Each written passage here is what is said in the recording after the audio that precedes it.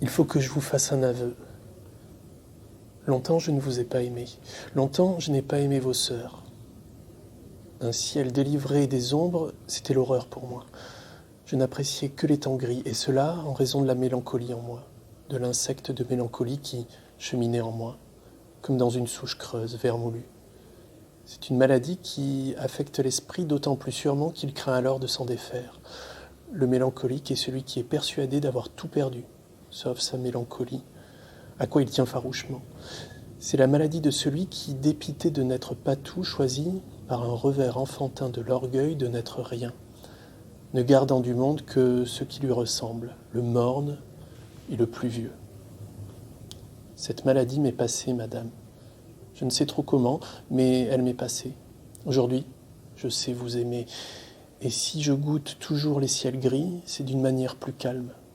Je les aime parce qu'ils sont, non parce qu'ils confirmeraient une catastrophe éprouvée au-dedans de mon esprit. Au fond, même dans ces accès de mélancolie, je n'ai jamais trop su quoi faire de cette vie, sinon l'aimer follement et le lui dire. Écrire des lettres d'amour, éclairer la blancheur d'un papier en y renversant de l'encre. Ce serait devenu, à la longue, ma principale occupation.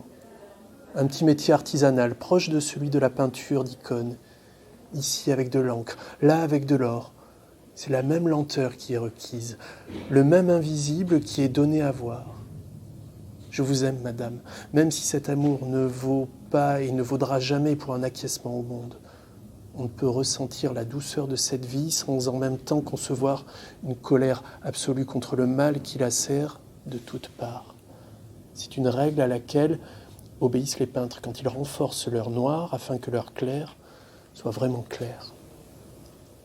Écrire des lettres d'amour est certes un travail peu sérieux et sans grande importance économique, mais si plus personne ne l'exerçait, si personne ne rappelait à cette vie combien elle est pure, elle finirait par se laisser mourir.